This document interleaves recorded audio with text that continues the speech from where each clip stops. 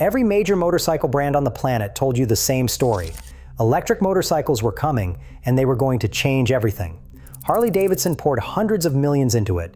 Zero Motorcycles raised over $600 million from investors.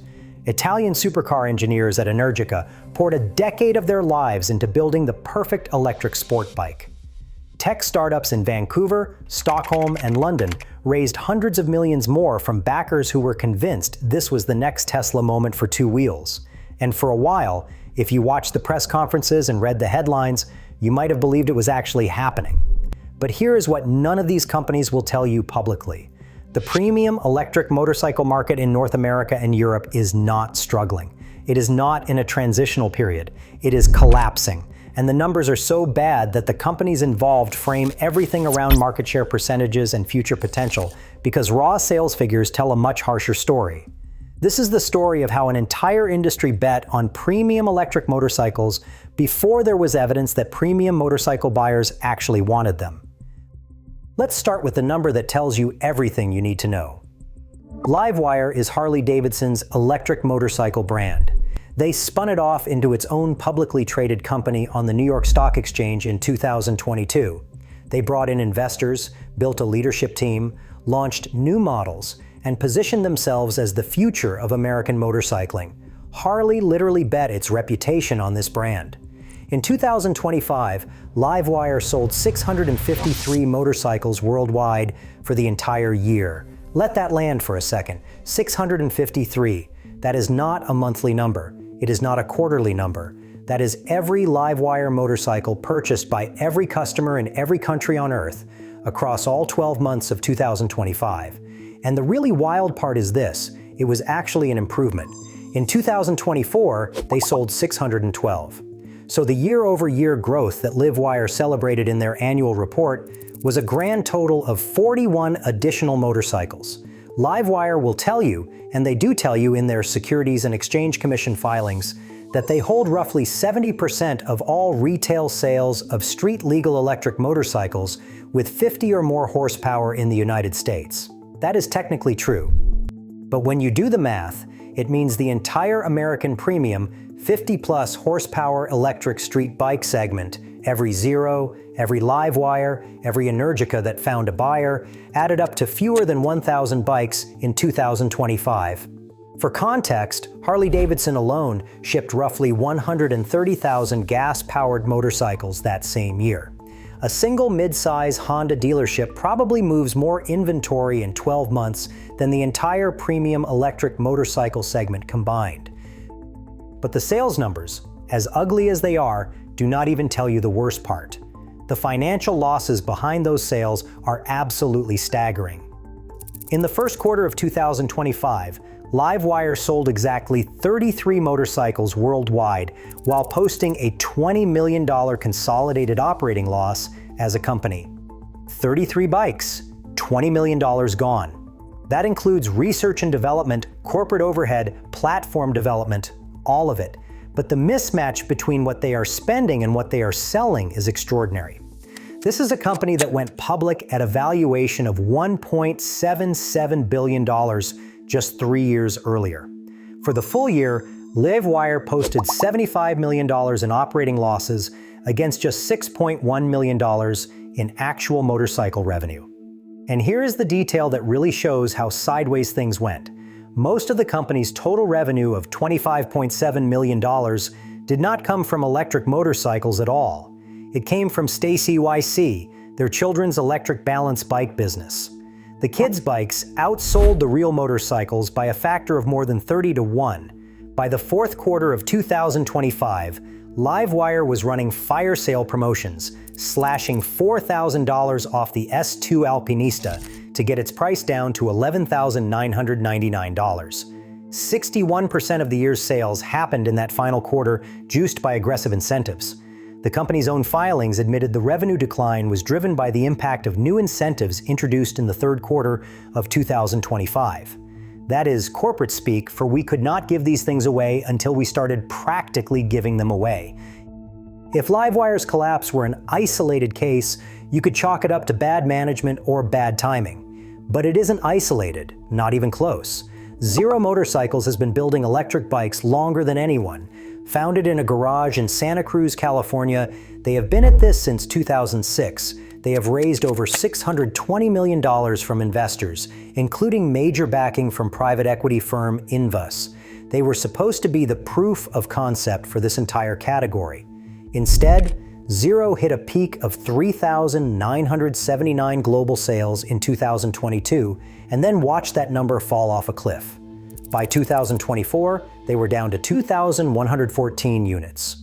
Through the first 9 months of 2025, they had moved just 1,944 bikes, barely crawling ahead of the prior year, despite launching new off-road and scooter products. The internal turmoil tells you even more.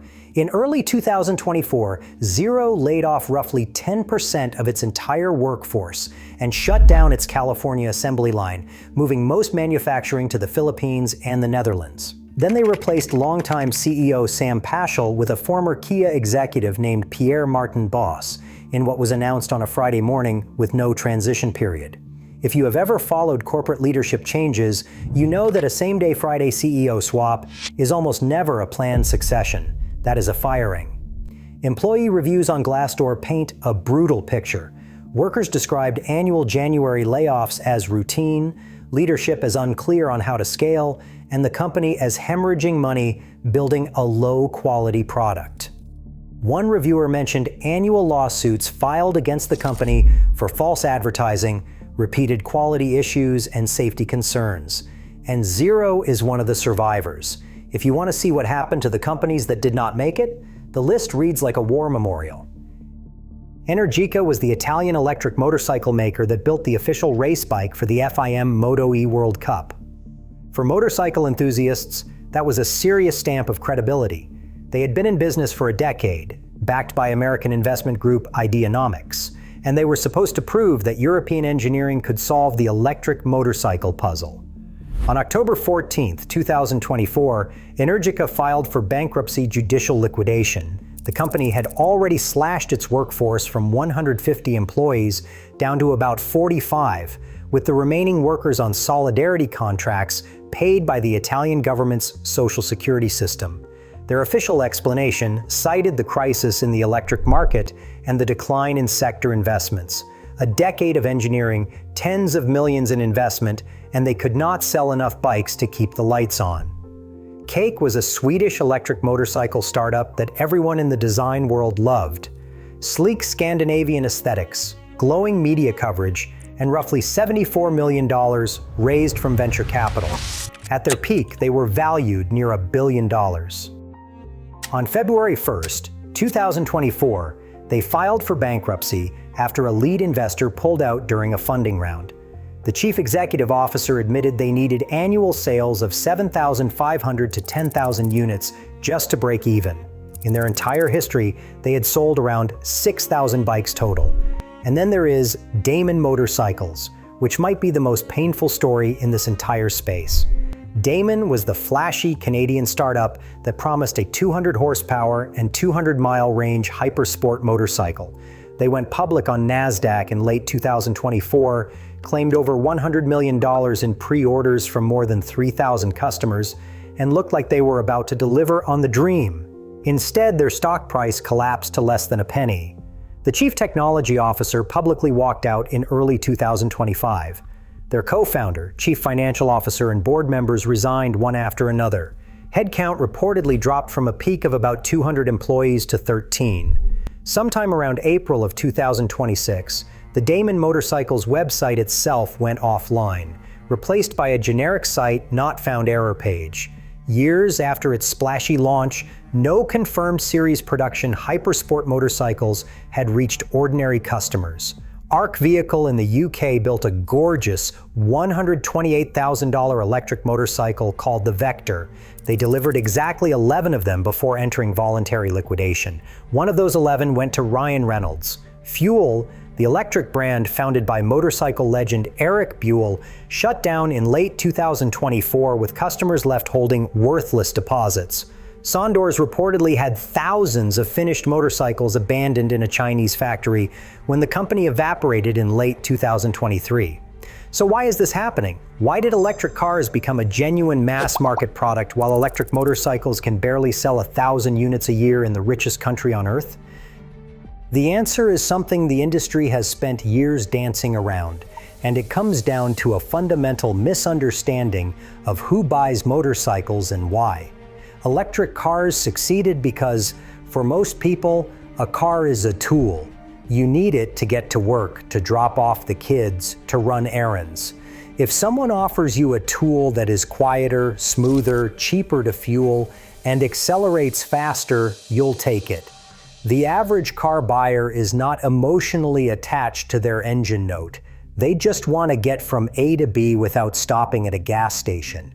Motorcycle buyers are the opposite. In North America and Europe, the vast majority of motorcycle purchases are recreational. Most bikes are second or third vehicles in the household. These are not commuters looking for efficiency. These are enthusiasts who already own a car and chose to spend extra money on a louder, more dangerous, less practical vehicle because the experience is the entire point. The rumble of the engine, the vibration through the handlebars, the bark of the exhaust on a downshift, the ritual of warming up the bike on a Saturday morning, that is not a feature to be upgraded. That is the product. And electric motorcycles replace almost everything many traditional riders say they love. The sensory experience that premium motorcycle buyers pay for gets stripped away when you swap in a battery and a motor. Harley-Davidson, a company that literally tried to trademark the sound of their V-twin engine, built a motorcycle that makes no sound at all. The irony of that would be funny if it had not cost shareholders hundreds of millions of dollars. But even if you could convince riders to give up the sound and the feel, the practical problems would still be deal breakers. Range on electric motorcycles is brutal compared to gas equivalents. A LiveWire S2 Alpinista at $12,000 gets roughly 80 to 120 miles of realistic mixed riding, depending on how aggressive you are with the throttle. A comparably priced gas motorcycle covers 200 to 300 miles on a single tank and refuels in 3 minutes at any gas station. For touring riders, the people who historically spend the most money on premium motorcycles, this gap is disqualifying. Charging infrastructure is somehow even worse for motorcycles than for cars. Most public fast chargers are designed with car-sized bays and CCS or NACS plugs. Many electric motorcycles only support J1772 connections and cannot take advantage of fast charging. Even the ones that can fast charge face the practical reality that cars are occupying every available bay. There is essentially zero motorcycle-specific charging infrastructure anywhere in North America. Weight is a real problem. Batteries are heavy, and while electric bikes do carry that mass low in the frame, more than 100 extra pounds are still harder to hide on a motorcycle than in a 2-ton car. A Zero SRF weighs about 485 pounds. A LiveWire 1 tips the scales at around 560 pounds. Comparable gas bikes come in significantly lighter. For nimble canyon riding or low-speed maneuvering, that difference matters. Aftermarket options are basically non-existent. Gas motorcycles support an enormous ecosystem of customization, exhausts, intakes, ECU tunes, fairings, handlebars, seats. The entire culture of making a bike yours has no equivalent in the electric world. These bikes are sealed appliances. You ride them as delivered, or you do not ride them. Resale values are terrible and getting worse. Multiple electric motorcycle manufacturers have gone bankrupt, leaving existing owners stranded without parts, warranty support, or service. J.D. Power has refused to even publish used values for certain electric motorcycle brands because the resale market is too thin to track. Meanwhile, the industry PR machine keeps spinning. LiveWire's annual report leads with the fact that they are the #1 seller of 50-plus horsepower electric motorcycles in the United States. That claim covers a total market smaller than a decent-sized biker rally parking lot. Their press materials celebrate a 32% reduction in operating losses. The underlying unit growth was 41 motorcycles. The honest truth, And this is the thing no sitting executive will say publicly, is that premium electric motorcycles do not have an engineering problem waiting for better batteries. They have a product market fit problem. The people who buy premium motorcycles in Western markets want exactly the things that electric drivetrains either remove or make worse. Sound, feel, range, fast refueling, cheap entry prices, modification culture, and community built around mechanical machines. Until that gap closes, either through dramatic price drops, completely new battery chemistry, or a fundamental demographic shift in who buys motorcycles, the numbers are going to keep telling the same story they told in 2025. A rounding error inside an already struggling industry, kept alive by corporate subsidies and marketing language framed around future potential because present-day sales numbers tell a story nobody wants to read out loud. And the companies building these bikes know it, they just won't say it out loud. If this breakdown surprised you, hit subscribe. We cover stories like this every week, digging into the industries and companies that nobody else is being honest about. Now check out this next video where we go even deeper on a story the industry does not want you to see.